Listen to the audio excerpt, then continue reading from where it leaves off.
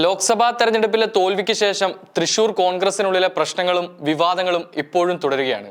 വോട്ടെണ്ണൽ കഴിഞ്ഞ ഉടൻ പ്രത്യക്ഷപ്പെട്ട പോസ്റ്റർ പ്രതിഷേധമാണ് ഇപ്പോഴും അവസാനിക്കാതെ മുന്നോട്ട് പോകുന്നത്. കോൺഗ്രസിലെ പ്രധാന നേതാക്കളെ സംബന്ധിച്ച് തൃശൂർ കോൺഗ്രസിനുള്ളിലെ പടലപ്പിണക്കം പരിഹരിക്കുക എന്നത് അവർക്കൊരു തലവേദനയായി മാറുന്ന ലക്ഷണമാണ് ഇപ്പോൾ കാണുന്നത്.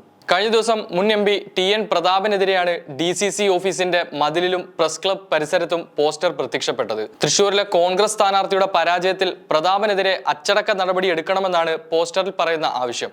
തോൽവിയിൽ VK ശ്രീകണ്ഠൻ MPയുടെ നേതൃത്വത്തിൽ അന്വേഷണ കമ്മീഷൻ സിറ്റിംഗ് നടത്താനിരിക്കെയാണ് പോസ്റ്റർ പ്രത്യക്ഷപ്പെട്ടത്. സേവ് കോൺഗ്രസ് ഫോറത്തിന്റെ പേരിലാണ് പോസ്റ്റർ. തൃശൂർ പ്രസ് ക്ലബിന് മുമ്പിൽ പോസ്റ്റർ പതിക്കുന്ന ദൃശ്യങ്ങളും ഇതിനോടകം പുറത്തു വന്നിട്ടുണ്ട്. പ്രതാപൻ കോൺഗ്രസിനെയും അണികളെയും വഞ്ചിച്ചു, പാർട്ടിയെ ഒറ്റുകൊടുത്ത RSS സംഘപരിവാർ ഏജന്റാണ് ടി.എൻ. പ്രതാപൻ തുടങ്ങിയ കാര്യങ്ങളും പോസ്റ്ററിലൂടെ ആരോപിക്കുന്നു. പരസ്യ പ്രതികരണങ്ങൾ നടത്തുന്നതിനും DCC മതിലിൽ പോസ്റ്റർ ഒട്ടിക്കുന്നതിനും നിലവിൽ വിലക്കുണ്ട്.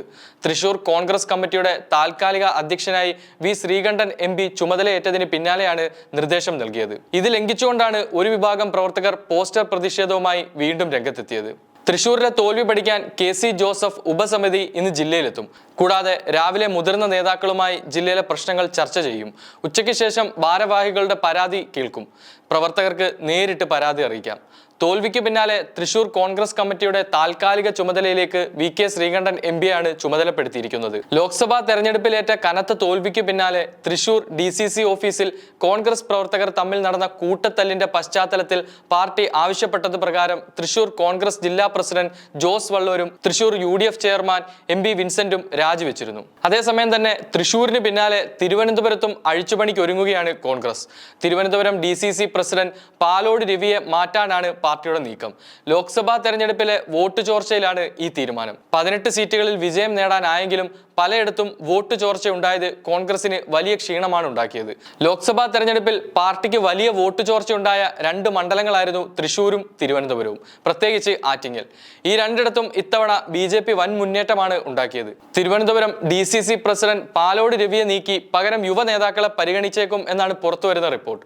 മുൻ MLA KS Sabarinathan, JS Akhil, RV Rajesh എന്നിവരുടെ പേരുകൾക്കാണ് മുൻഗണന. ചെമ്പഴന്തി അനിൽ, ആനാട് ജയൻ എന്നിവരുടെ പേരും ഇവർക്കൊപ്പം പരിഗണനയിലുണ്ട്.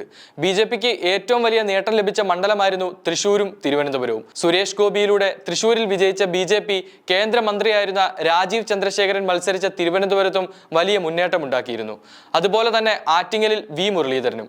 പിന്നാലെ കോൺഗ്രസ് സ്ഥാനാർത്ഥിയായിരുന്ന ശശി തരൂർ DCC നേതൃത്വത്തിനെതിരെ രംഗത്തെത്തിയ സാഹചര്യവുമുണ്ടായി.